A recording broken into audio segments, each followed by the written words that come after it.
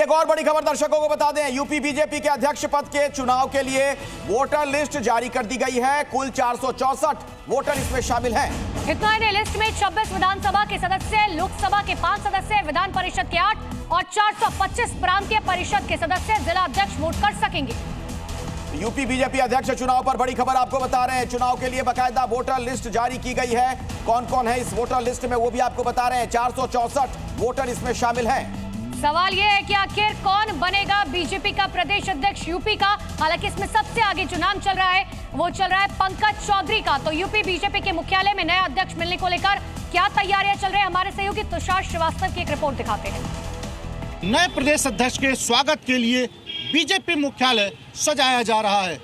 मैं आपको तस्वीर दिखाऊं तो लखनऊ का ये बीजेपी का प्रदेश मुख्यालय है। आप तस्वीरों में देखिए तो चारों तरफ फूल लगाए जा रहे हैं, गुब्बारे लगाए जा रहे हैं, अंदर साज सज्जा चल रही है, पेंटिंग चल रही है। और ये तस्वीर देखिए तो ये लखनऊ के प्रदेश मुख्यालय की ये तस्वीर है।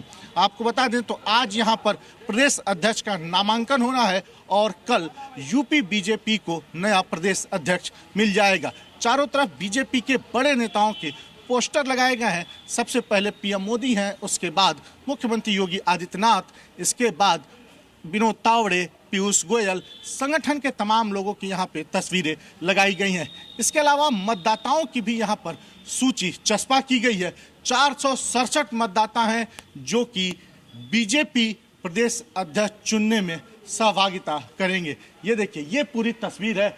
सबसे पहले तस्वीर प्रदेश अध्यक्ष चुनाव के लिए यहाँ पर लिखा हुआ है अवध क्षेत्र से मतदाता सूची। यही प्रांतीय परिषद के सदस्य होते हैं जो कि बीजेपी में प्रदेश अध्यक्ष का चुनाव करते हैं।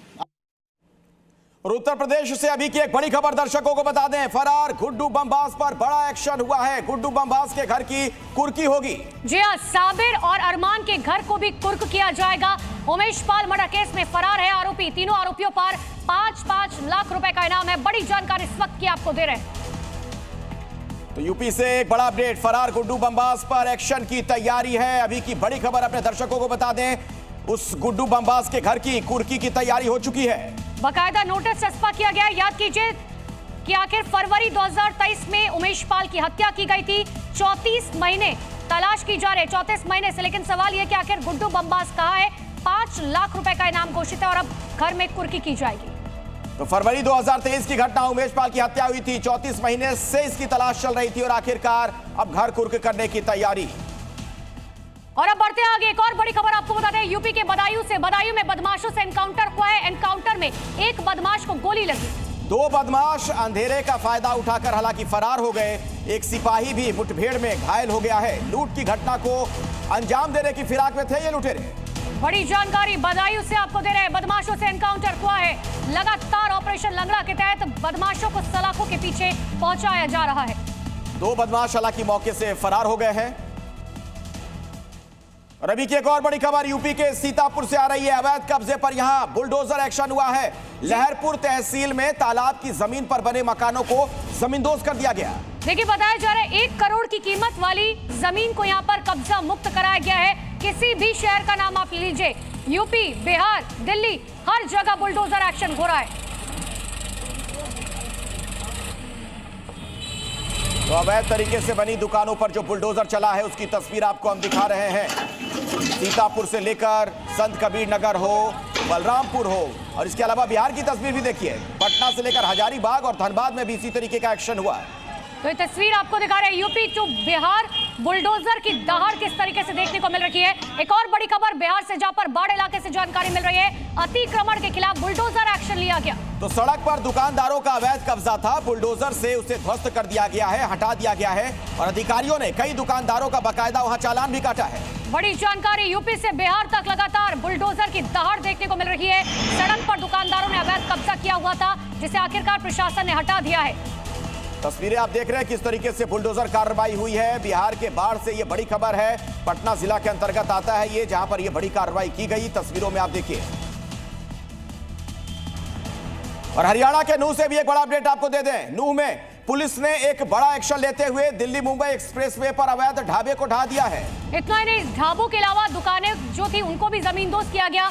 सर्दियों में कोहरे से होने वाले हादसों को रोकने की ये पहल की गई है। हरियाणा के नूह से ये जानकारी आपको दे रहे हैं, क्योंकि ऐसी दुकानें जो ऑन रोड बनी हुई थी, जिसकी वजह से हादसे होते थे, कोहरे की वजह से गाड़ियों को नहीं दिखता था और हादसों का शिकार होती थी गाड़ियां। यही वजह है कि अब अवैध ढाबे और दुकानों को जमींदोज किया गया।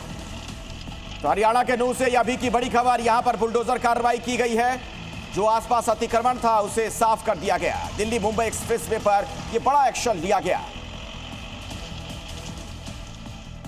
और चलिए अब बढ़ते आगे। गोरखपुर पुलिस ने झुग्गी झोपड़ी में रहने वालों का सत्यापन और तेज कर दिया है।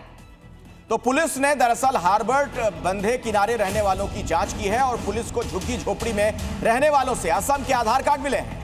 पुलिस ने असम से मिले हुए आधार कार्ड को जब्त कर लिया है। बड़ी जानकारी इस वक्त की आपको दे रहा है गोरखपुर से। पुलिस की तरफ से चेकिंग अभियान चलाया जा रहा है। हर किसी का आधार कार्ड चेक किया जा रहा है। गोरखपुर जो कि बॉर्डर का इलाका है और यही वजह है कि बड़ी आसानी से लोग जो है बॉर्डर पार कर भारत में एंट्री कर जाते हैं। असम के आधार कार्ड वहां से जब्त किए गए हैं। तस्वीरें आप देख रहे हैं पुलिस वेरिफिकेशन के दौरान, जब लोग यहां पहुंचे हुए थे पुलिस टीम के लोग। कितने सालों से आप लोग यहाँ रह रहे हैं? हम 5 साल से हैं। 5 साल से। और यहाँ पे सभी लोग क्या करते हैं? सब कबाड़ बिनते हैं। तो आप लोग किस जिले से आए हुए हैं? बरपटा रोड, असम। आसाम। तो क्या पुलिस जांच वगैरह कर रही है? हाँ, कर रहे हैं। क्या क्या चेक कर रही है? आधार कार्ड चेक कर रहे हैं। हम लोग का जो घबरा है उसकी नंबर ले रहा है, उसका नाम बोल रहे हैं। पुलिस के द्वारा जो भी लोग हैं जो आसपास वहाँ पे चाहे ठेला व्यवसायी हो, पटरी व्यवसायी हो, अन्य लोग हों, वहाँ पे रहने वाले लोग हों या अन्य ऐसे जो भी लोग हों जो कि उस क्षेत्र में हैं, जिनका पुलिस रिकॉर्ड के अनुसार वहाँ पे रहना जो है वो हाल ही में हुआ है, उन सब की वेरिफिकेशन करवाई जा रही है।